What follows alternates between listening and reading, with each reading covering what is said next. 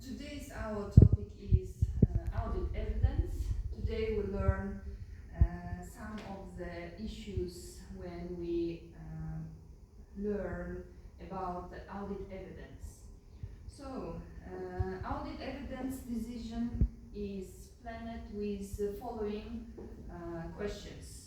Which audit procedures to use? What sample size to select for given procedure? Which items to select from the population? And when to perform the procedures? It's time management. When, how many auditors and how much time we should use when we begin collecting the audit evidence. So first of all, I want to say about the audit procedure, audit stages. First of all, when we begin to our audit check-in in the client's company, we use first of all the client's business. We introduce with the client's business, and we have the negotiations with the client, and after the first stage we have the second stage, and it calls the audit planning. We know we audit plan with the international audit standard 300, and when we planning the procedures of the audit, we have to use our audit plan and program, and it concludes the very high valued qualified procedures which we need use when we planning audit these procedures. So we can say today's our topic is it's the biggest stage of the audit, and we can say this audit evidence we can select our knowledge, and we have to use all our items in order to give the best conclusion for the client's business. So, audit program, what is it? It includes a list of audit procedures the auditor considers necessary. So, it's sample size, item to select, time of the test. So most of auditors use software. So in our republic, we some of the biggest companies as big four companies. We know the PricewaterhouseCoopers or KPMG, Ernst & Young, Grant Thornton. Like these companies use the computer software when they use audit evidence. So in the little national audit companies, they don't use to like this computer version of the audit checking. They use only with the audit with the auditors, and they use only the like Microsoft Office programs when they check all the audit client's business. So the next concept is about persuasiveness of evidence. We have two determination when we use audit evidence. It's written in the audit international standard 500, and we have two determinant in appropriateness and the sufficiency of the audit evidence. We must use the persuasiveness of the audit evidence and can be evaluated only after considering the combination of appropriateness and the sufficiency. So we have the 6 elements, and we have the 6 characteristics of reliable of audit evidence. It is the independence of provider, effectiveness of client's internal control, auditor's direct knowledge, qualification of individuals provided the information, degree of objectivity, and the timeliness. And when we have to check the client's company, we can use any type of these like audit evidence. It also all the types of the audit evidence we can use when we check the client's business. So what is it? It is the first of all observation. The second is physical examination, confirmation, documentation, analytical procedures, and inquiry, and the latest one, recalculation and performance. In our international audit standard, we can use all of them if we need to collect the audit evidence, and also we can use only some of them, maybe observation and recalculation. If we need documentation, we also use like this most popular the types of the audit evidence. So what is physical examination? It is a definition of this type. Physical examination, it is an inspection or count by the auditor or tangible asset. So this type of evidence is most often associated with inventory and cash. When we have inventory and cash, we have two physical examination. In our words in Uzbek language, also in Russian language, we use it is as a inventarizatsiya. You have heard about this, yes?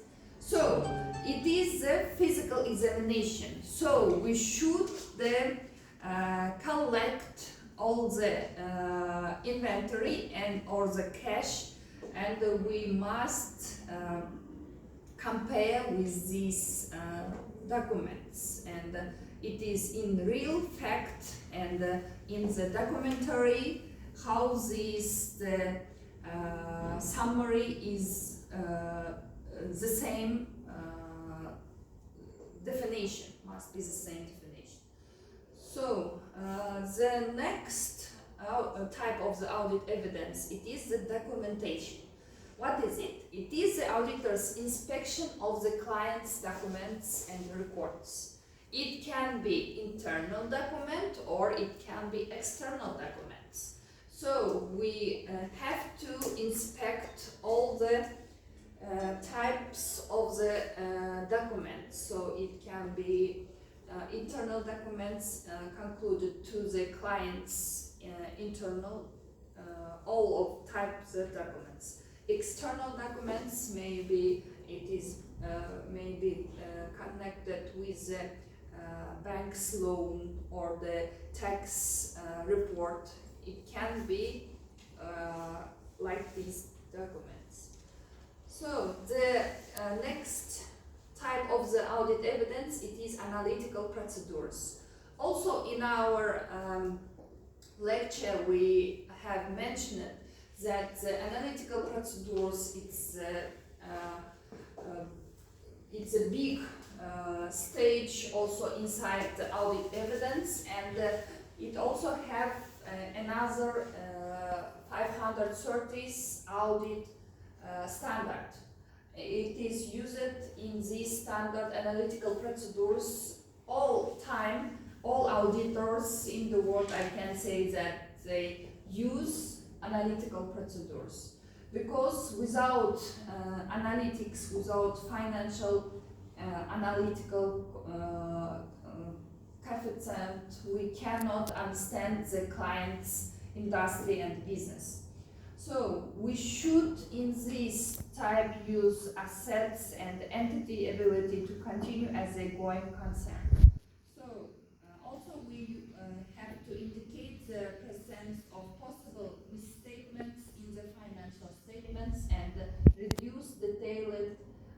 audit test. And inquiries of the client, it is the obtaining of written or oral information from the client in response to questions from the auditor. Recalculation, it involves rechecking. So calculate, we know what is it, yes? If we say recalculation, we can check once more. So the accounters all information we have to recalculate. So it is one type of the audit evidence. It involves rechecking a sample of calculations made by client. Performance, it is the auditor's independent tests of client's accounting procedures or controls that were originally done. Observation, it is when we use one's sense to assess client's activities, tour plan to obtain a general impression of client's facilities. Observation is rarely sufficient by itself, often need to corroborate with another kind of evidence. With alone, it can't be used. So, this is the terms and types of the audit evidence. We know examine, scanning, read, compute, recompute, food, trace, compare, count, observe, inquiry. It is all the terms of the audit evidence. So one of the most popular of them is the scanning. What is it? When we only with our own eyes check the documents, if they sign it, if the manager of the company have the signature, and we see all the documents, it is called, it's the term of the scan. So permanent files, we have this concept in our audit evidence standard. These files are intended to contain data of historical and or continuing nature pertinent to the current audit. So it is the most important files when auditors use during their audit checking procedures. So current files, what is current files? It is audit program, as I mentioned before. It is general information about the company, yes, about the client's business. It's working trial balance, adjusting the recalculation entities, and supporting schedules.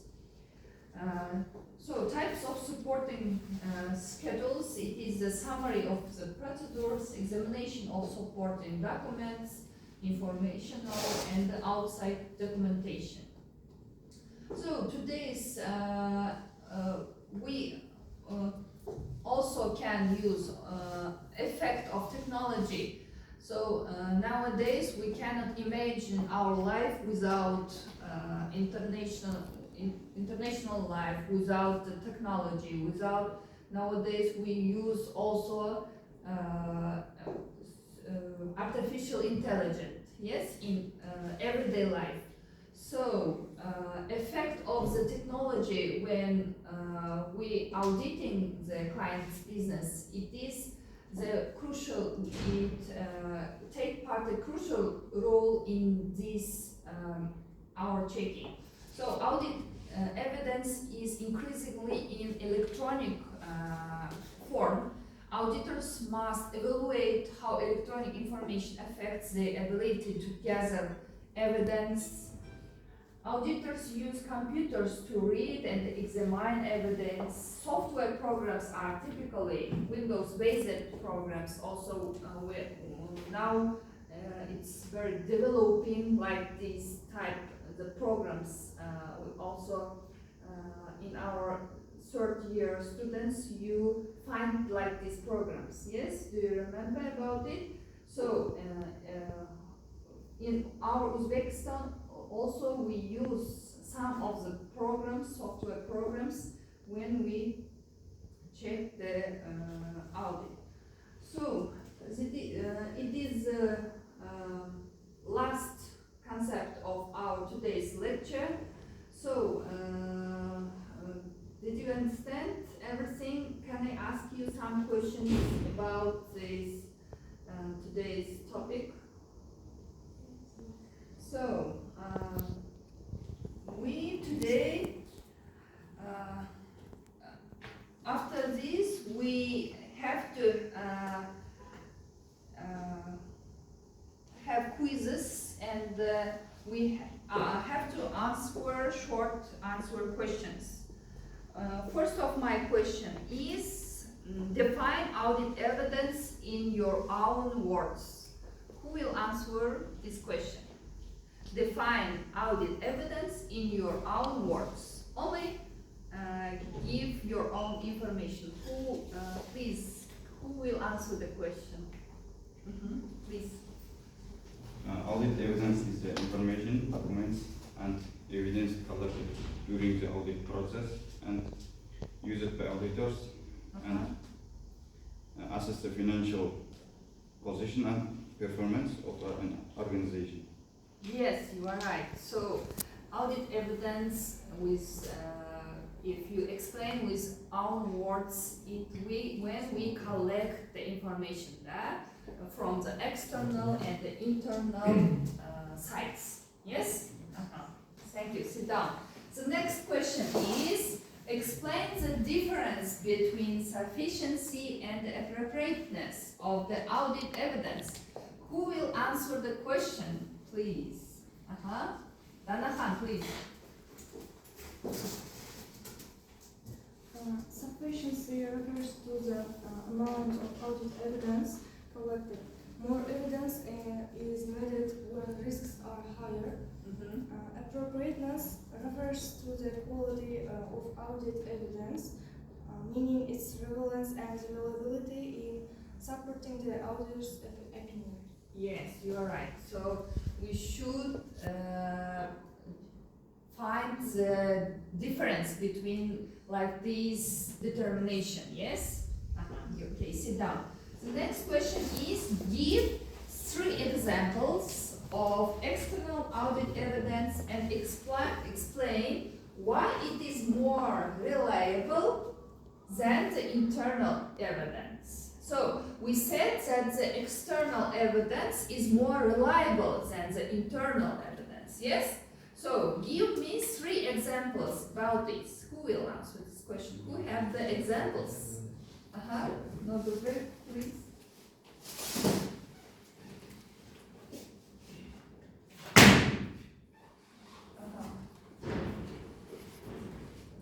Three examples of external audit advice. Evidence. Bank statement obtained directly from the bank. The auditor receives official bank documents related to the organization's accounts directly from the bank. The second, confirmation letters from customers or suppliers. For example, the auditor might ask a customer to confirm the amount they owe the audited organization. Yes, you're right. Suppliers and customers. Yes, and the third one is?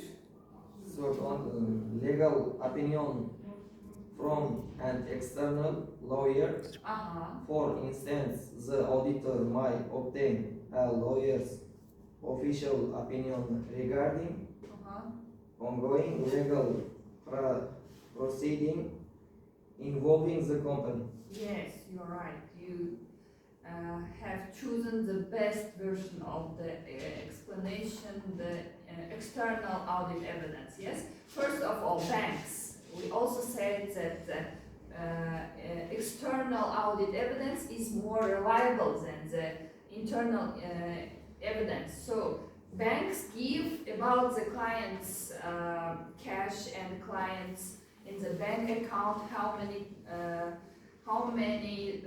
the money is reliable in their accounts. So the second is suppliers and customers, and also like type of this external evidence can give us more reliable information. And the third one, the external lawyers.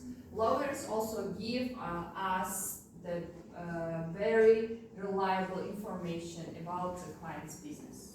Okay, sit down. And the next question is, what role do analytical procedures play in obtaining audit evidence? So about the analytical procedures, we have mentioned about it. Ziada, please. Which international standard on auditing specifically addresses out evidence. C. ICA 500. 530, yes, it's analytical procedures, and we use to obtain the information from the collecting the analytical procedures. Okay, sit down. All right, and the last question is, why is it important for auditors to evaluate the reliability of information used as audit evidence? What is it? It is important. Evaluation reliability answers that the evidence is first and accurate, which is critical for forming a well audit opinion. Okay, you are right. So, it is the most important part. Yes. Okay, sit down. So I hope that all of you, understand today's our topic, and if you have any questions for me, can you give me any questions if anything you don't understand in our topic? So I will open our slide.